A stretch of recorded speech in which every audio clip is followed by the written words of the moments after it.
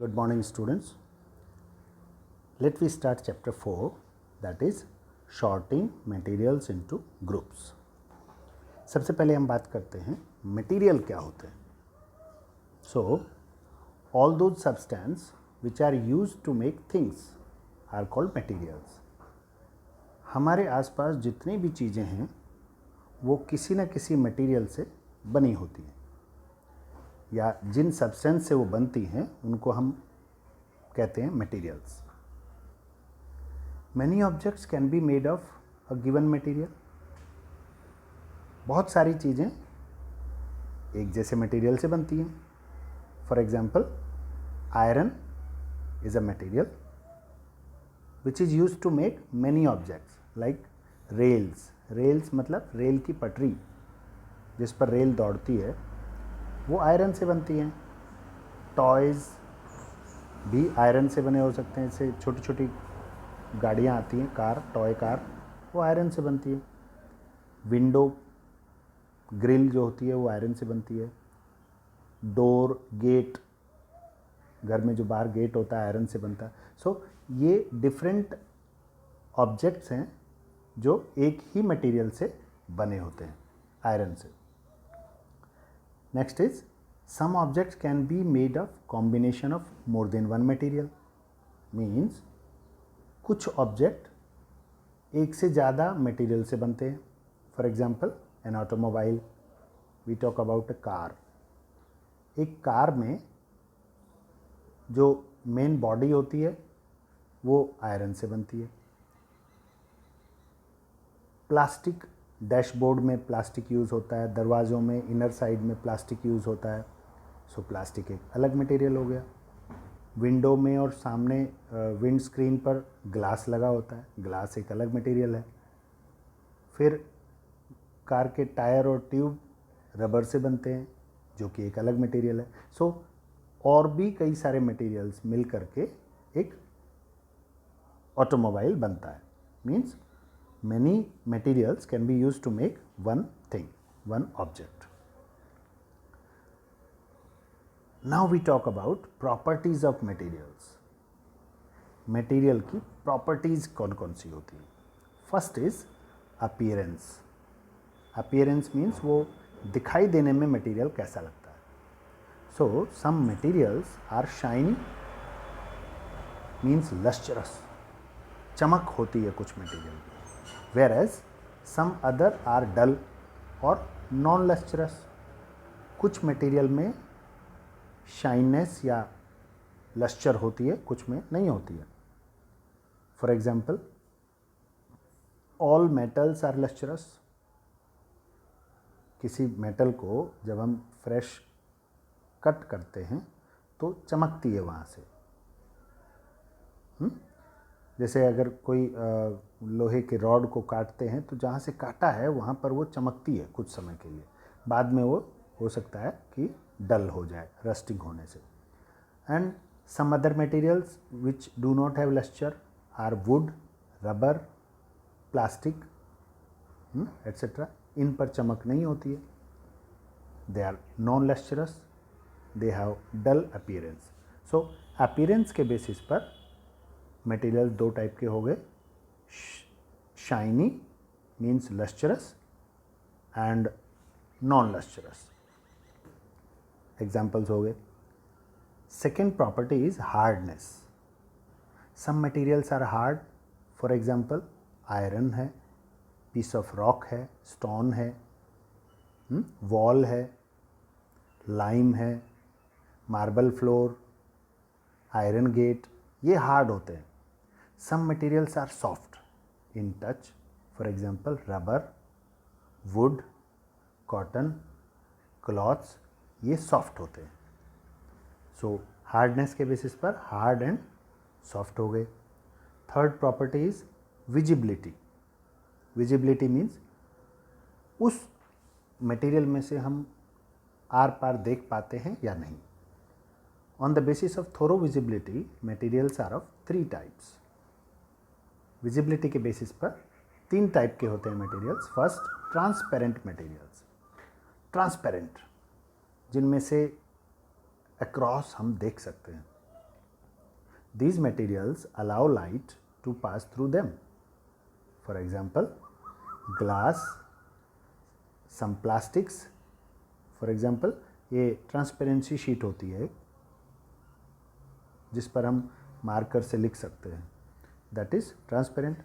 Air, हम आपस में एक दूसरे को देख पाते हैं और हमारे बीच में एयर होती है, तो इसका मतलब हुआ कि एयर एक ट्रांसपेरेंट मटेरियल है. वाटर, बकेट में पानी होता है, पानी में अगर हम कोई चीज़ डाल दें तो वो चीज़ हमें दिखाई देती है, इसका मतलब water is transparent. Second type of material is translucent. The materials which allow light to pass through them partially are called translucent materials. जो लाइट को पास होने देते हैं बट कंप्लीटली नहीं, पार्शियली पास होने देते हैं, they are called translucent materials. Example, milk, milky glass मतलब थिक ग्लास. स्मोक, धुएं में से हमें थोड़ा बहुत दिखाई देता है, पूरी तरह से क्लियर दिखाई नहीं देता है, तो smoke is translucent. Fog, winter season में जो एयर में, एटमॉस्फेयर में नज़र आती है, फॉग, धुंध जिसको बोलते हैं, we can not see across clearly but थोड़ा बहुत दिखाई देता है. Third type of material is opaque materials. Opaque, the materials which do not allow light to pass through them are called opaque. जिनमें से आर पार बिल्कुल दिखाई नहीं देता है. फॉर एग्जाम्पल, वॉल, दीवार में से नहीं देख सकते हम, so wall is opaque. Metals are opaque. Metal में से लोहा है, कॉपर है, जिंक है, एल्यूमिनियम है, गोल्ड है, सिल्वर है, इनमें से हम आर पार नहीं देख पाते हैं, so they are opaque materials. Rock है, चट्टान, पत्थर है, stone, these are opaque materials. So on the basis of visibility, materials are of three types. First was transparent, then translucent and opaque materials. Now fourth property is good or bad conductor of electricity. Electricity को allow करते हैं कुछ material जिनमें से electricity pass हो सकती है. The materials through which electric current can pass easily are called good conductors. For example, metals like silver, copper, aluminum, iron, इनमें से करंट पास होता है. The materials which don't allow electric current to pass through them are called bad conductors. For example, wood, plastic, rubber, glass, paper, cloth, ये सब क्या है? Bad conductors हैं. Electricity do not pass through these materials. So they are bad conductors. Fifth property is some materials may float or some may sink in water. कुछ materials पानी में डूब जाते हैं, कुछ float करते हैं.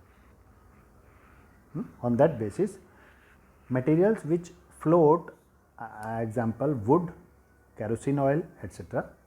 Materials which sink in water are piece of stone or metal pieces, वो डूब जाएंगे बिकॉज हैवी होते हैं.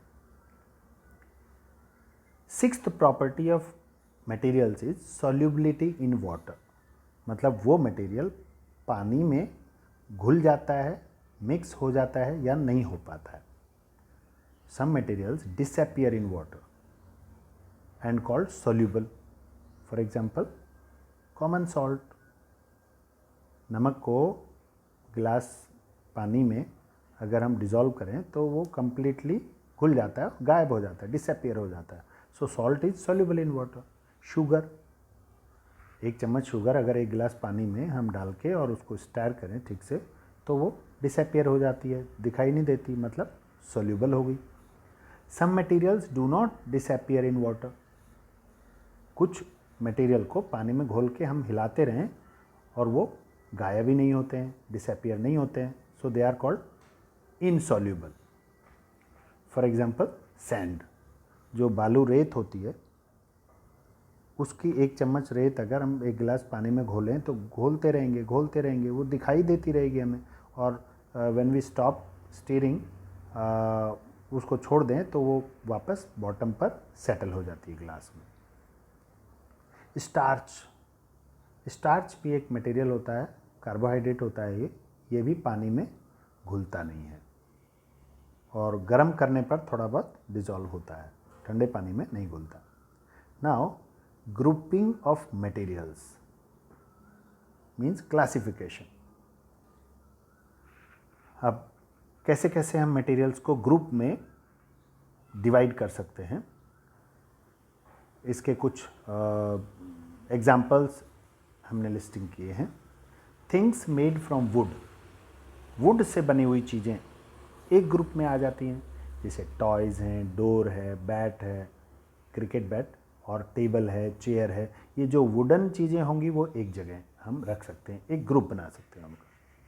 थिंग्स मेड फ्रॉम फाइबर से जो चीज़ें बनती हैं उनको एक अलग ग्रुप में बना सकते हैं, जैसे मैट है, क्लॉथ्स हैं, कारपेट है, रोप्स हैं। ये सब फाइबर से बनी हुई चीज़ें हैं, कॉटन फाइबर से हों या कॉयर फाइबर से हों या कोकोनट फाइबर से, किसी से भी उनको फाइबर से बनी हुई चीज़ों को एक अलग ग्रुप में डाल सकते हैं। थिंग्स मेड फ्रॉम मेटल से बनी हुई चीज़ें हम एक अलग ग्रुप बना सकते हैं। फॉर एग्जांपल बाईसाइकिल है, गेट है, विंडो हैं, डोर्स हैं। अगर वो सब मेटल से बने हैं तो उनको एक अलग ग्रुप में डाल सकते हैं या एक ग्रुप फॉर्म कर सकते हैं। Things made from glass, for example glass door, glass table, glass window. So glass से बनी हुई चीज़ें से एक अलग ग्रुप बना सकते हैं।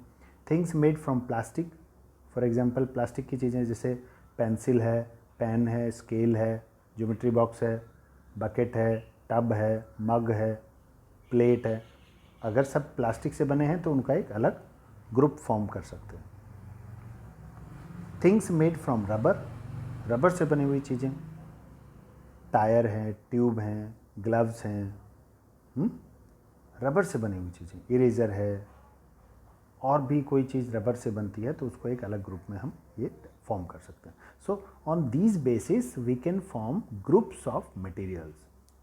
These are materials, wood, fibre, metal, glass, plastic, rubber, ये सब मटेरियल्स हैं डिफरेंट, और उनसे बनी हुई चीज़ों को हम अलग अलग ग्रुप में बांट सकते हैं। Materials are grouped together on the basis of similarity and differences in their properties. Materials को उनकी सिमिलैरिटी और डिफरेंसेस के बेसिस पर अलग अलग ग्रुप में रख सकते हैं। Things are grouped together for convenience and to study their properties. Group क्यों बनाते हैं हम?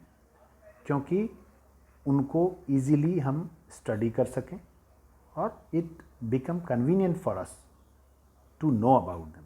सपोज घर में बहुत सारे कपड़े हैं, हमने एक ढेर बना दिया, और अब उस ढेर में से अगर हमें एक क्लॉथ कोई चाहिए, so it is not easy to take it out. उसके लिए अगर हम करें कि हम उनके ग्रुप बना दें एक जगह, जैसे फुल पैंट अलग रख दें, हाफ पैंट अलग रख दें, शर्ट अलग रख दें, ट्राउज़र्स अलग रख दें, वो सब अगर अलग अलग बना देंगे तो it will be easy for us to search for the one cloth which we need. So we group together materials or objects for our convenience and to study their properties, to know about them.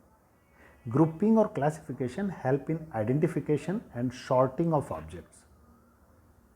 For example, kitchen में जितने भी utensils हैं, अगर हम उनको अलग अलग group में रख दें, एक शेल्फ में रख दें ग्लास से बने हुए चीज़ें, एक में रख दें प्लास्टिक से बनी हुई चीज़ें, एक में रख दें जो मेटल यूटेंसिल्स हैं, so we can easily select what we need, we can easily take one object out.